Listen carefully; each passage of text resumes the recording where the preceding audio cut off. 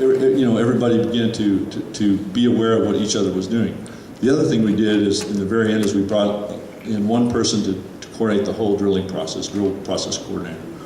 So over time, was it perfect? No, it's not perfect. Was it better than it was? Yeah, it's better than it was. Is it, has it improved since then? Yeah, it's even improved since then. One kind of personal note on the Chad team. So I mentioned earlier my son's a petroleum engineer as well. So he graduated from Texas A&M as well, 2009, and went to work for ExxonMobil. And his first project was Chad, which was kind of cool. So we would make my wife crazy because we talked geeky Chad talk about the intimate details of Chad. I had already gone off the project then. So last year, so he's been with ExxonMobil since 2009. Last year, in the U.S., we celebrate Father's Day in June. So I'm trying not to get choked up. This chokes me up a little bit. So my son, for Father's Day, gave me a card, and it was the top 10 best dad memories. And so most of it was all the different flying, hunting, fishing adventures. But one of them was going to work on the Chad team and hearing war stories about you and being proud. So, I mean, what else can you ask for as a dad? So that was a good final testament for me that whatever we did there, it helped. So now let's see if I can remember all these. So what are the challenges? The challenges I already talked about. It's mainly trying to interface across the functional organization. It's location, it's logistics, work environment. What else do I have up there?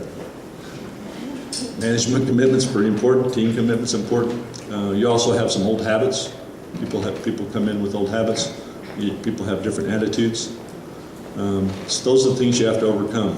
The couple things on the right that I found to be important, and these are kind of, and I'll talk a little bit about how we've tried to apply those here in Kazakhstan. I'm going to look at these because I want to get them right in the right order. I put them in this order for a reason, so I want to make sure I get this right, okay?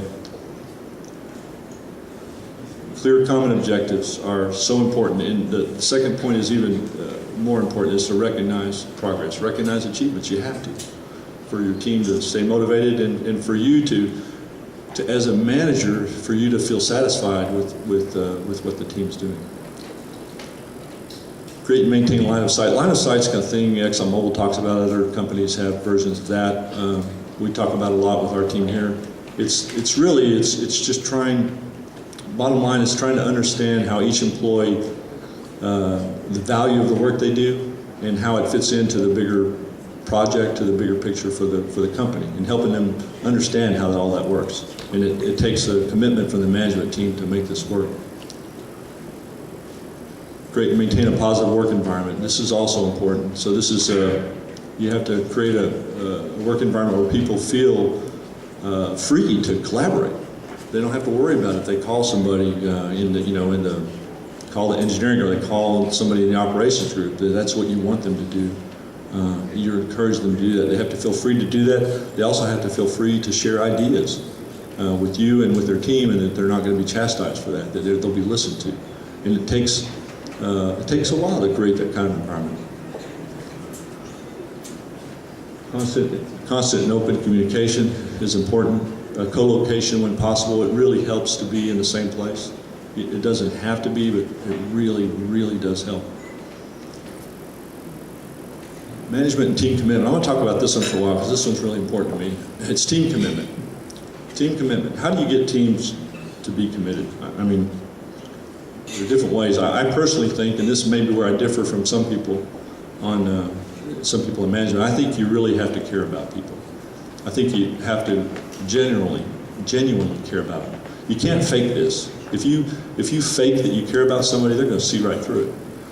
So you have to find a way. It means you have to, it gets harder, obviously, the bigger the organization is, but you really do have to get to know people, to really care about them, to care about them being successful, to care about them being developed. Now, this doesn't always mean you're Mr. Nice Guy, because if you really care about someone and you care about them being successful, then when they have a performance issue, you better deal with it, because bottom line, you want them to be successful. So if they're not performing as they should be, you need to help them with that. The same in terms of the development. The other aspect of this, sometimes people don't think they're moving along fast enough. They don't think they're getting promotions that they should be. So if you really do care about people and you want them to be successful, you're not going to let them go into assignment until they're ready for it, so that they can be successful. So you're not always Mr. Nice Guy here, but I think this, if you're consistent with this, it'll create the commitment of the team. And then by doing that, you demonstrate that as a management team, you're committed as well.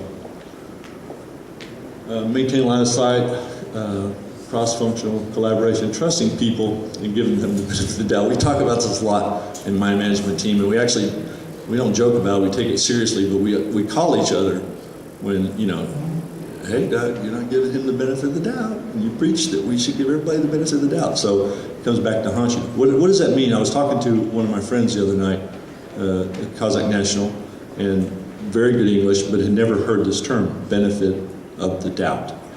What does that mean? It means that if somebody does something that maybe doesn't seem quite right, you give them the benefit that they had a good intention, that they didn't have bad intentions, and that you just misunderstood. You give them the benefit of the doubt, and you assume that they had good intentions. Now, if somebody's proven to you, you can't be stupid about this either. If somebody's proven to you time after time that they can't be trusted, well, you have to deal with that appropriately. But the best policy, I think, is to initially give people the benefit of the doubt and trust them. And you have to trust the people on your team. Patient persistence. This is something, a phrase I coined way back in working the Mexico project, and this just means you can never give up. I mean, you really can't. You can't ever give up. You got to keep trying, but you have to be patient. And in places like all the countries I mentioned, things don't happen as fast as you like. ExxonMobil certainly not as fast as ExxonMobil would like. You have to be patient. At the same time, you can't quit trying, so you have to keep pushing. The last thing I put up there, and I put it in italics because I really think that one of the keys to an integrated team working effectively is to have a really challenging project with challenging deadlines and challenging issues, because you have no choice but to work together. You cannot work independently. You cannot work in silos. You have to work as a team. You have to work as an integrated team. So that's why I kind of threw that in at the end. So NCOC, let's talk about that a little bit. NCOC is it's a complicated organization. When I talk about subsurface, we have a reservoir engineering team, a geoscience team in Astana. We have a reservoir engineering team and a geoscience team in Houston as well right now. We also have agents in Adderall in charge of production and in charge of drilling. So it's complicated. It's a complicated organization, no doubt. So what I want to, and I'm going to turn around to look at these to make sure I get them right, okay? Look at what we've done, what we've tried to do here, taking some of those key success factors that we talked about on the previous slide, how we've tried to apply them here in Kazakhstan. So let me go through these. Oops. We worked hard as a management team to create common objectives. People can, simple, not too complicated, with milestones along the way. We do our best to create and maintain line of sight. The way we do it, I tell everybody it's something you have to do every day. But to enhance that, at least in our group, we have a monthly meeting where we kind of go through some specific things, and it's also a chance in terms of open communication for everyone, anybody that wants to ask the management team any question they want. We may not always answer, but we try, and we try to be open and honest, and we ask the people on the team to be open and honest, and not to let the things that we talk about together leak outside of that room. And so far, in the last 3 years that I've been here, nothing has ever leaked outside of our room. We create and try to maintain a positive work environment, something the management team works on every day, and the team works on, something you can't just say, okay, we have a positive work environment. It takes time to build that, and it's hard to build, it's easy to screw it up, so you have to try to stay consistent. People have to feel comfortable, they have to feel happy to come to work as much as you can, feel happy to come to work, but they have to look forward to it. There has to be something there every day that they look forward to coming to do. And same for me. We work hard to maintain open communication. I talked about that a little bit. Sometimes when you get really busy, like today, I was a little bit grumpy today. It's hard, but if you're, over time, if you're consistent, and my management team is mostly right here, a couple guys in the back, we work hard to do that. Subsurface is co-located in Astana. It's engineering geoscience on the same floor, and Houston's on the same floor, so that helps. Again, it helps some. It actually helps quite a bit. Management team, we're committed to high quality, timely results. The other thing is we work hard to maintain alignment. There are a lot of stakeholders, and it takes time to keep people aligned. You have to meet with them. You have to explain to them what you're doing. You have to explain to them what you expect them to do, and it's not something you do once a month. It's almost a daily thing. But if you do it, and pretty much everyone on our team does it, it can be very effective. We reach out every day to collaborate outside of our walls. So people reaching out, picking up the phone, calling people in Adderall, walking across the hall, talking to the geoscientists. It's great to see. We do our best to trust people and give them the benefit of the doubt. Like I said, the management team, we keep each other honest. And if one of us is not practicing what we preach, then Alan called me on something the other day. I wasn't giving somebody the benefit of the doubt, so we keep each other honest. And we try to practice patient persistence. So, of course it's not perfect. Of course it's not perfect. It's not. But it's good. And, it takes a lot of effort. I think the benefits outweigh the effort. But I don't want to embarrass anybody, but if I could ask everyone from TD to stand up. Come on. Okay, so everybody else look around. These are people working TD. So if you want to know how these kind of integrated teams work, talk to these people, because they're the ones who make it work every day, not me. They make it work every day. I just kind of try to keep it moving in the right direction. So thanks for your attention.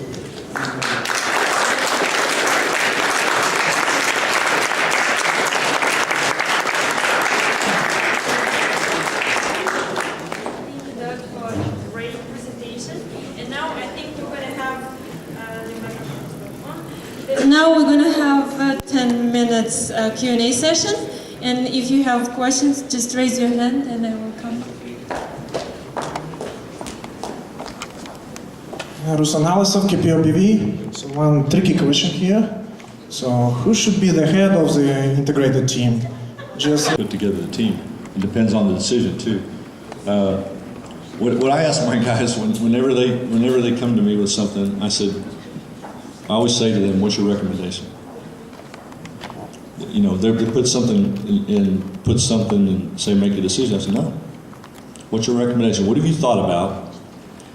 What are the options you've considered? What's your recommendation?" I don't think it matters who does it. Now, at some point, if you're doing a good job of creating common objectives, then it'll be clear how that decision aligns with your common objectives. Because you got to ask yourself, is this helping us to do what we're supposed to do?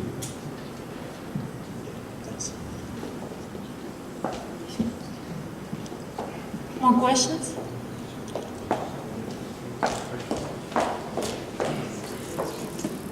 Great talk, Doug. Just one question for the chat project. When you integrated the management for those 5 teams, how many personnel were involved in the 5 teams? Yeah, I think 60 people, about 60 people. In total? Mm-hmm. Okay, thank you. And the Mexico team was about 35. I don't know if I mentioned that or not. Yeah. Anyone in the back?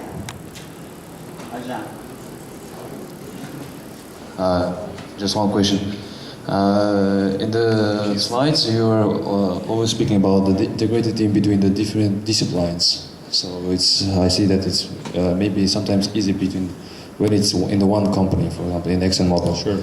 Can you share your experience about your experience with working, for example, here in NCOC, for example, when you have different entities? So, for example, when the production is Atro, it's Shell operated, for example.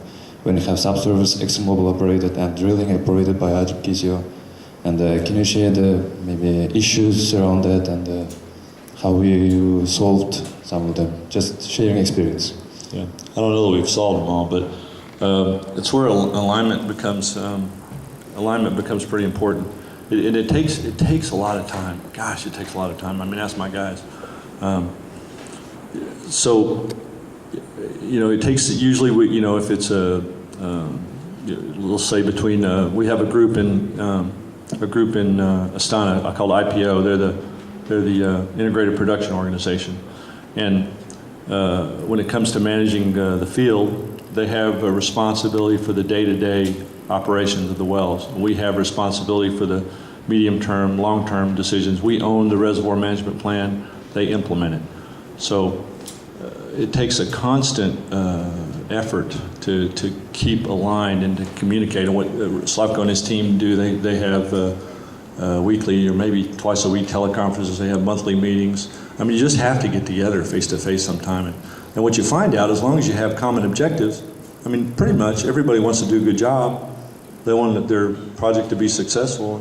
You know, you find a way to work it out. And after a while, you kind of forget which company you're with, and it sort of becomes a joke. You're like, oh, you're ExxonMobil. Oh, you're Total. Oh, you know, it becomes more of a joke. Not perfect. We haven't solved the problem, but you know, I think there's ways to work around it. Well, in an integrated team, obviously, you said different professionals, geoscience, engineers, you know, surface, subsurface, and there will be inevitably different views. And you know, geoscience, as you were saying, geoscience say this is more important. Engineers say you don't really need to do this.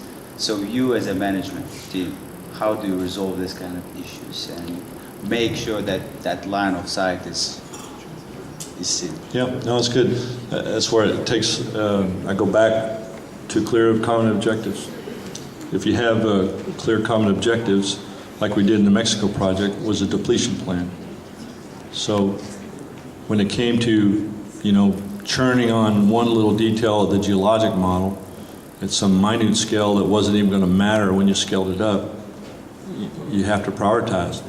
On the other hand, here in Kazakhstan, when it comes to work in the geologic model for the Tioki process, it's pretty important to get all of the geologic details right.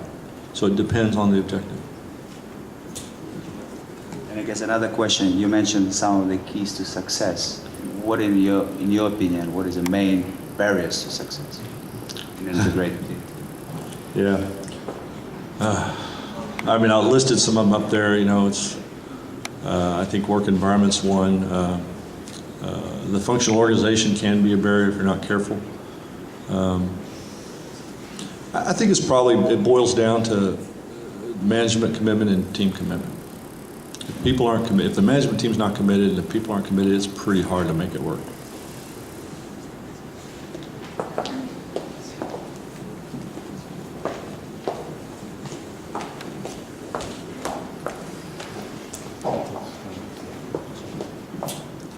Hello, Doug.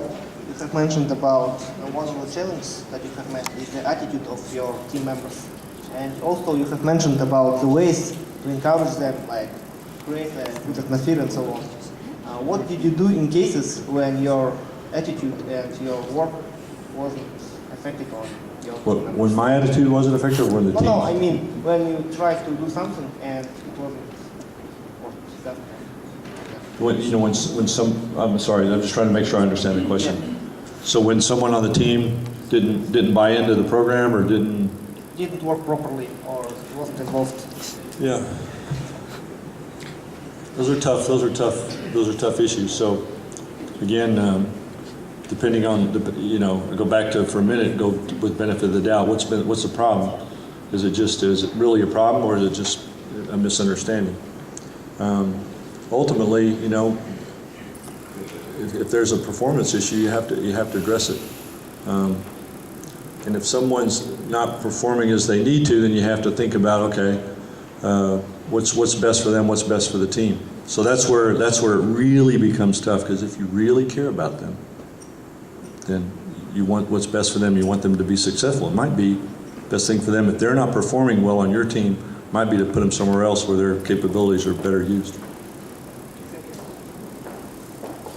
Let's ask the last question, and then Doug is going to be around, so you can talk. First of all, I want to express my deep gratitude for providing this interesting lecture. And before I came to this lecture, I thought what it is indeed to work in an integrated team. So if there are any opportunities for summer internship for undergraduate students to experience this kind of work. Thanks.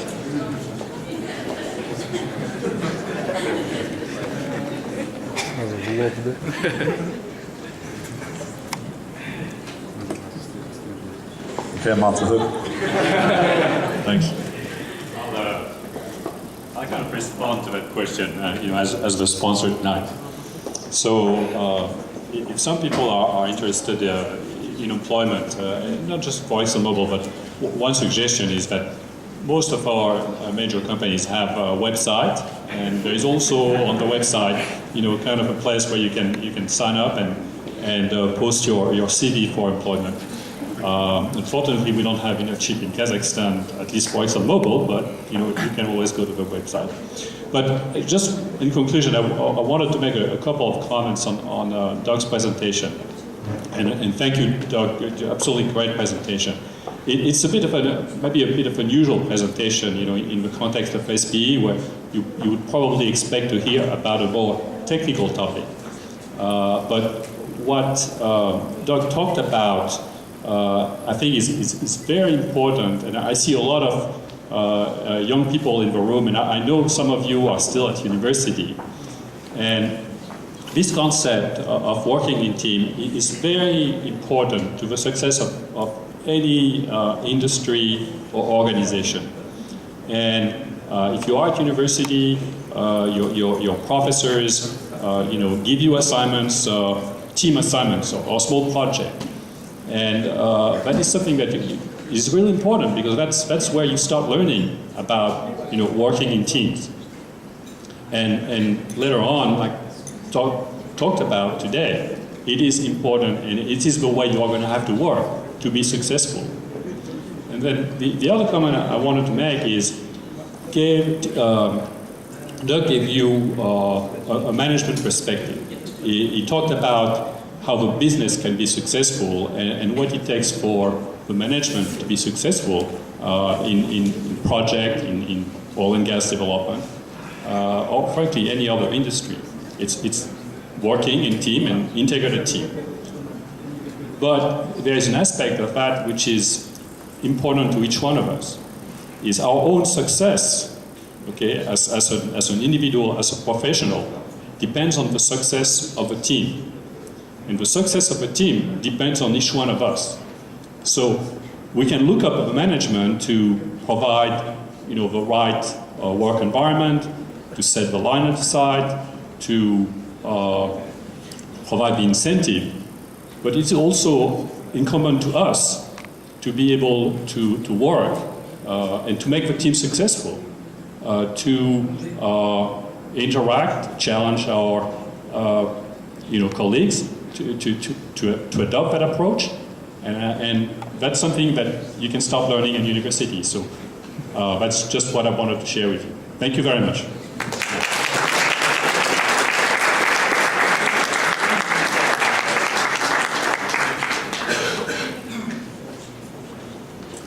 Yeah, we've got a couple more things. Yeah, one last thing from the sponsoring company. As a sponsoring company, we wanted to thank today's speaker for his very nice presentation, especially that it has been put together at such a short notice.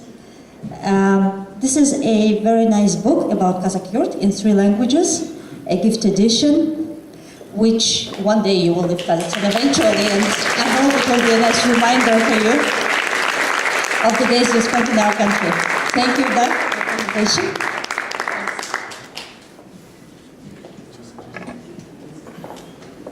And before we give a floor to the section chairman about section updates, we have a small token of appreciation to our sponsoring company. And thank you very much, Bruna. And we have more, so come back and sponsor us again.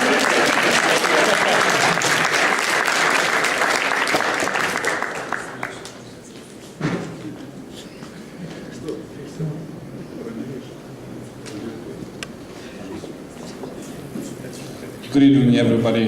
My name is Sanjar. I was already presented, but thanks for the great lecture, Doc. It was amazing, and I was surprised that an Aggie can do this kind of presentation.